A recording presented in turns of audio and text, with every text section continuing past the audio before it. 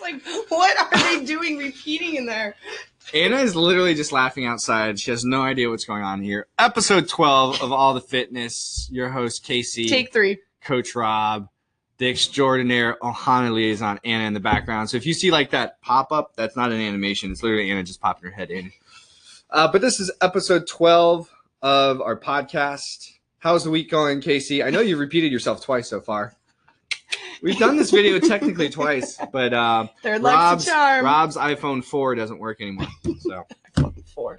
I'm good. Minus doing 18.4 on Tuesday. What are you not talking Saturday. about? You good? Yeah, a little bit of this. A little bit of that. A little bit of this, and then walk around like this. I wanted to see how many weight belts I could put on to help me lift the 315. So I ran the last second trying to pick that up because it was the longest I am of my life. Mm-hmm. If I picked up just one side, can I get credit for half of 315, like 175? I think I should get credit for half a rep.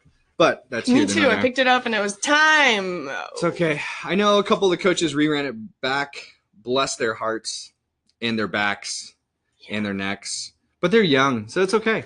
It's okay. I'm young too. Once you hit 30, what? Not young. We're gonna have to bleep that out, like make the little bleep. But 3 times a day. Young. Exactly. I'm happy that it is the last workout, as we are every year going into the last week. We're not broken, which I'm happy about. Not that we've ever been broken before, but when you start repeating high volume workouts at an intensity higher than you thought you could, those add up. And so yeah, this year's been a good open. The workout's been fun. Mm-hmm. They have been very fun. I've enjoyed all of them. Yeah, intramurals is going really well. The top 2 teams this year are, how many points separate the top 2 teams? Like 10 points. 10 I'm waiting points. on scores, people. Even a couple coaches. Not to call anyone out, Jeremiah. I'm just saying. I've got both his scores. Okay.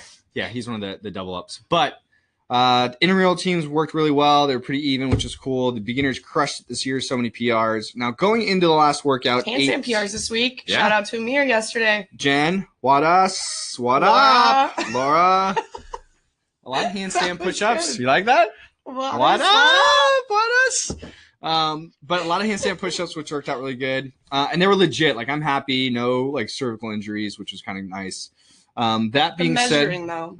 I think as the pool gets bigger, CrossFit's going to have to reanalyze and remeasure to become stricter. I think that's why it's just whatever is the easiest measuring tool to get everyone the same. They're going to be playing around with that. Last year's was easier. I know. I think they're just going to play around with it. I think, 3 inches below the shoulder width, all that kind of stuff. I mean, it's always going to be adaptable. It's going to change every year. Yeah. That being said, 18.5 is being announced tonight, 3 p.m. Pacific. I know the voting happened earlier today. Did you vote? No, 3 p.m. Pacific. That's what I said, 3 p.m. Pacific. Did I say 3 p.m. Pacific? Oh. This is where we get the little cutout and we replay the video again that says Robert said 3 p.m. Pacific. So 3 p.m. Pacific, they're going to be announcing. Or the vote. Does the vote go live then, or did the vote actually happen? I think the vote happened on movements. And then at 3 p.m., Castro and his team creates 3 workouts, and then we vote on the workout. I may be 100% wrong on that. I honestly haven't really been paying attention because it's just whatever. But my understanding was we get to vote on 3 workouts. I'll talk gibberish if you want to pull it up. Do you want to pull it up? Is it already up on your screen? No. Okay.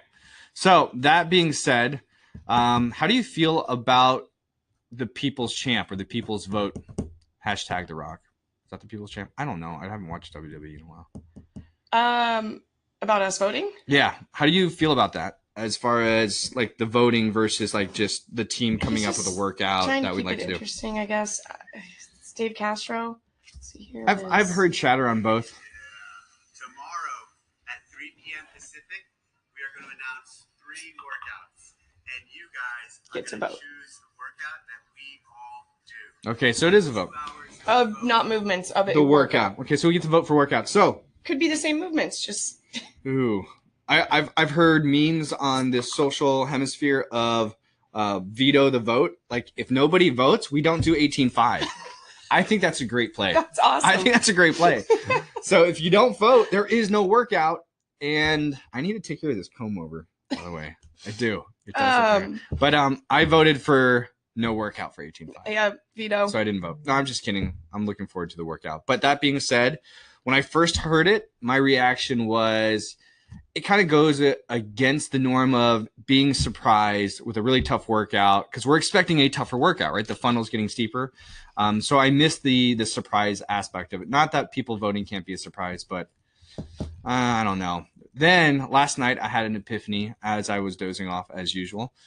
This kind of reminds me of back in 2008, 2007, I think 2007, when like the first CrossFit games happened up in Aromas, the year OPT won.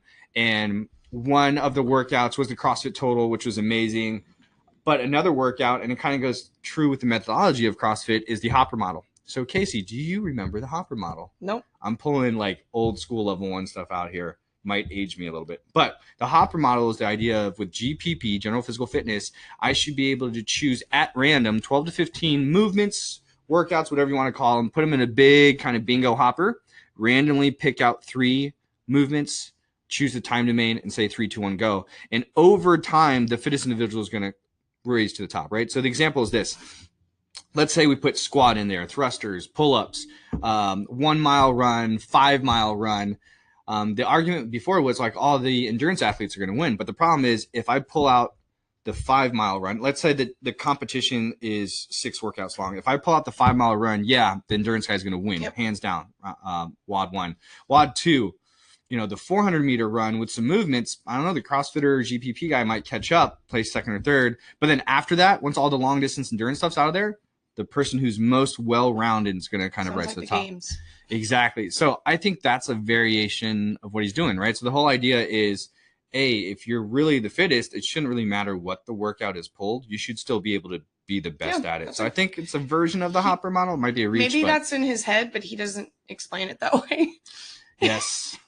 Yeah. I tend to explain a lot of stuff in my head.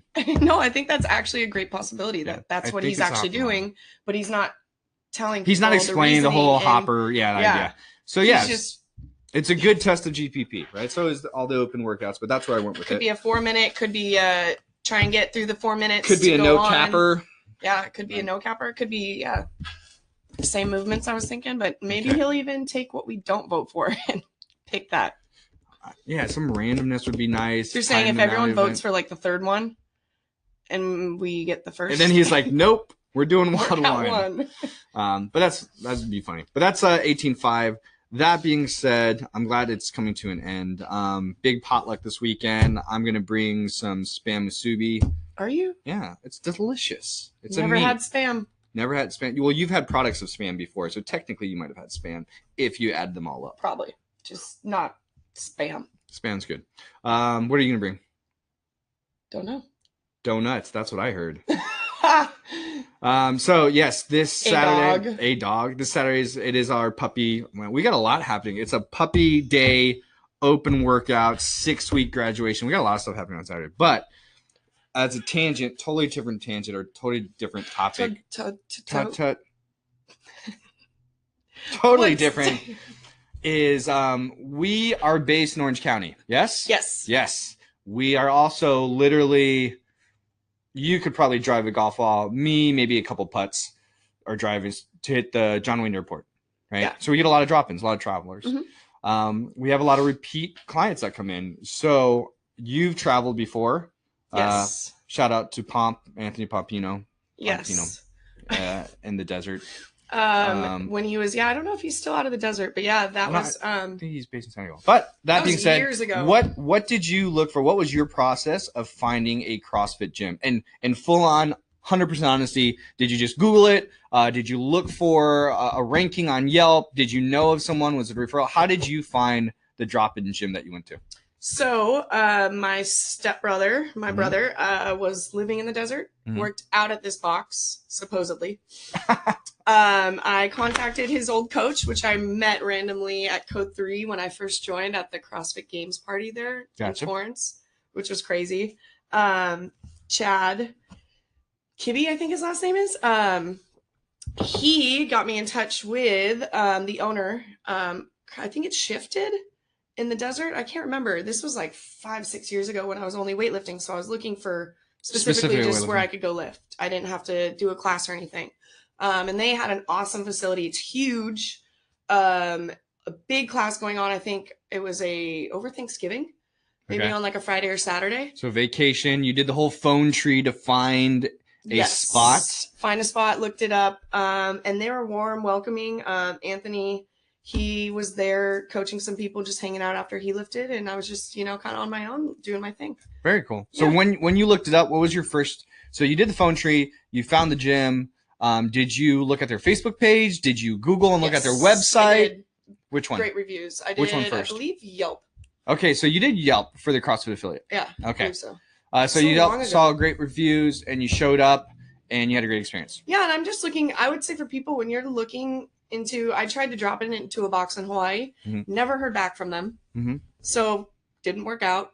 Kind of like, fine, you're not going to contact me? Yeah. I'm not going to try again. We've heard mixed reviews as far as drop-ins, and it's unfortunate, but I think there is definitely like a recommended procedure. So I think a lot of people, when they look for drop-ins or they're looking for an affiliate to visit, they probably Google where they're staying, right? What hotel, what Airbnb you're staying at. And it's always going to be a distance game. Yeah. Like, where can I walk to, or where can I get picked up or Ubered to? And then you pick one or two gyms, and from there you kind of dissect what you're looking for. Class times. Look at their photos. Yeah, photos is a big thing. See if they're welcoming. If they call you, talk to them on the phone. Exactly. How fast they respond back, right? These are little nuggets for the affiliates out there. How fast they respond back. Is it a virtual waiver? Do they have to show up early? Is there a T-shirt included? All those kind of stuff. I know. Or even the trading of T-shirts. That's Shout not a big out to thing our too. Scotland. Yeah. We have a bunch of shirts on the site. But I like that. One of the things is, when I'm traveling, I'm looking for affiliates now, because I've been traveling for a while and dropping into a lot. I have those home gyms that I've built relationships with that I love, because they mirror very similar to what we have here. So I'm more inclined to go back because A, the service was amazing. B, the coaches were amazing. And I felt like I was part of their community when I was there versus I was a visitor. Right. So whenever I felt like I was a visitor, of course, understandably different modes and priorities. I usually buy a shirt, get a workout, and look for another gym. But one of the words of advice, because we could talk about this forever for dropping in. So I've had great experiences. We've had coaches have great experiences, not so great experiences. But what are the top 3 things that you would give someone looking to drop into an affiliate, or top 3, either searching for it or what to look for when they're there, or procedure? Like, what are the top 3 things? Obviously a big one for me is how welcoming they are. Yeah. And getting back to you first thing. Yeah. Is so huge. Even before you even show up. Yeah, like, it's huge. Do they call you back, email, text, send you a message? Yeah. Giving you all the info, staying on top. Like, if you forget to ask the fee, are they giving you all the information that you need when you show up? Do I need cash? Do I need card? So welcoming, getting back to you. Also, I guess location. So it's convenient for you. And what's a good third one? Well, think about your third. I've got my top one. I usually tell people to search the city name. So one of the things, and this might be biased on my part, but if you're called CrossFit Dallas, right, which means you've probably been around for at least 5 years or more. So if you've been around for 5 years or more, because CrossFit stopped giving out city names, I think 3 to 5 years ago. Maybe 3 years ago. But if you have a city name A and you're still around in 2018, probably means you're doing something right. Okay. Right? There's something about the service, something about the community you're coaching that you're doing right, that you can still be sustainable after 5 years. Okay. Right? Because the timeline, at least in Orange County for affiliates, is probably 3 to 5 years as far as whether or not they've been successful past that. So I always tell people, look up the name of the city. Idea. And then I always tell them to email and call. If you call and someone picks up, that is a tall tale sign that the system's working really well. Because a lot of times, if it's a part-time or a hobby, it goes to voicemail, like, immediately. So if someone's picking up, it means they have systems in place that work maybe at least getting back to you right away. Exactly. Or getting back to you within shortly. And same thing with email. Hopefully it's not an autoresponder and it's actually someone who's like, hey, we'd love to have you. Can't wait to see you. Here's our schedule, so on and so forth. And then the second thing I look for is, as soon as I walk in, not only how welcoming, but how quickly I am addressed. Right. Yes. So if I walk in and I'm in the corner and last picked in dodgeball, my thumbs, that's not cool. I don't feel like I'm part of a community. And so I take that mental note, because I know at our gym, when people come in, I want them to feel like they showed up to a family dinner. Like, as soon as they showed up, let me help you out. This is what you need to do. You're getting to know everyone. Because anxiety is already there, right? Dropping into a different affiliate, meeting new people is already very difficult. I'm trying to lower the barrier of entry as much as I can. Yeah, I don't kind of put a damper on your workout. Yeah, if you already don't feel like you belong, you don't want to work out there. No. Right? And then what's the last thing that you look for, or what's one more thing as far as dropping into a gym? Oh, I like yours. I think all of them together. Say also, and then the aftermath. You know, follow-up's huge. Yeah. Right? Like, did they email you how your experience was? We send out thank you cards to everybody who drops in. I think follow-up's important because if they're flying in for us in Orange County, it's not the last time they're flying into Orange County, right? Either they work here, mother hub for our HQ is here, they have family in Orange County, so we want them to come back. And we always say, like, once a member, always Ohana. So no matter what, they have a familiarity here. For me, if I had to think of another thing, if I'm traveling and I'm looking up at CrossFit, I'm really big into social. So kind of jumping off what you said, I'll check out their Facebook, I'll check out their Instagram. And if the photos are of people that look like me, right, that work out like me, I'm more in tune to be attracted to joining in a class. Now I know, so like ripped abs and six packs, right? That's what I have under here. But I know if it looks intimidating, I don't mind that, but the people I'm with may, right? So if I bring my family, if I bring friends to a CrossFit, I'm looking for community first. I'm looking for people who I'd want to go get a coffee with after a morning workout, or go grab dinner after an evening workout with. So I'm very much looking at their social for the photos. So if the photos tell a sign of their community and I feel like it resonates with me, then I'm dropping in multiple times. I'll pay whatever the drop-in fees. I'll buy shirts because I belong. Yep. Right? I agree. Awesome. How long have we been talking for? 16 minutes. Okay. We're going to push the next topic till next week. Any parting words, Casey? We should have like a tagline leading out. Anna, do you think what's our tagline? Yeah, Anna, chime in. What do you think it should be? All the fitness. I don't know. We always change our names for our podcasts all the time too. But best of luck on 18.5. Warm up really well. It's okay to have a donut after.